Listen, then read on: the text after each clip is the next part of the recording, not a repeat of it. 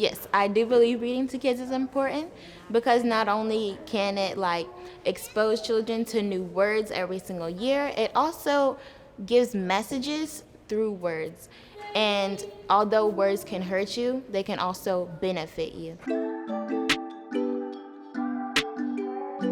Okay, so I love this line where it was like, whether tall or short, big or thin, you are beautiful as you are because of who you are within. With my mom's books, they help me reinforce those messages. So I actually wrote poems to my daughter before she was born. So she turned just regular poems like that she wrote for me. And that's special. And she created a book, and now it's becoming our business, our family business that I get to help out with. And I love being a part of that. I just never felt good enough, and I don't want children to hurt the way I did. I was happy with my childhood in terms of what my parents brought. They gave us great values. They have pictures of me putting on my dad's work clothes when I was like a toddler, and they were all saggy and too big, and I had on his boots and stuff, and I'd just be so happy to see my dad. So it was a household of 8, and so he was gone a lot. You know, they call him the breadwinner, winning the bread. That's what he said. Another day, another 50 cents is what my dad always said. I wanted that nurturing, that caring, and I didn't necessarily get that because he wasn't raised that way, and then he was always working so hard to provide. He recognized that he wasn't present, and so with his grandchildren, he made up for it tenfold. He was such an amazing person in mine and my brother's life.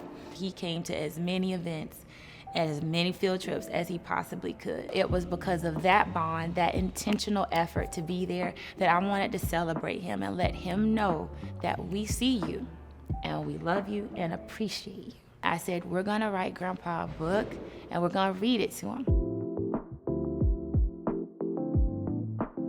I love my grandpa because he's here for me every day. If ever I get really sad, he tells me it'll be okay. So I started writing a book when my dad's health took a turn. He knew that his illness was terminal, and at that moment, he knew that his time was limited. He found the joy in as many things as possible.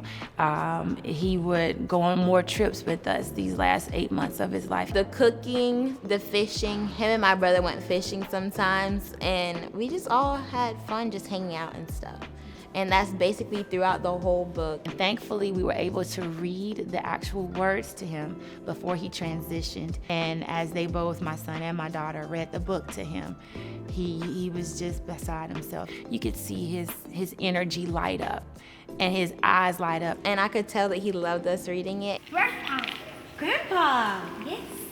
I love my grandpa because he likes to take me fishing. Get the bait, throw the line. For a great catch, I keep wishing. When we talk about reading 20 minutes a day, that's important. And it's also important to check on their reading. Did they understand? What did they take from it?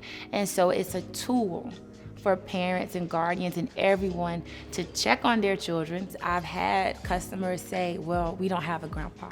As you talk about all these experiences you may or may not have had with your grandpa, it gets that conversation going so you can connect on a different level. And lastly, if you have a child that says, I don't like to read, then help them write the book that they would want to read, because someone else would love to hear what they have to say. The end. Yes, the end. There we go. I hope I did you proud, Dad.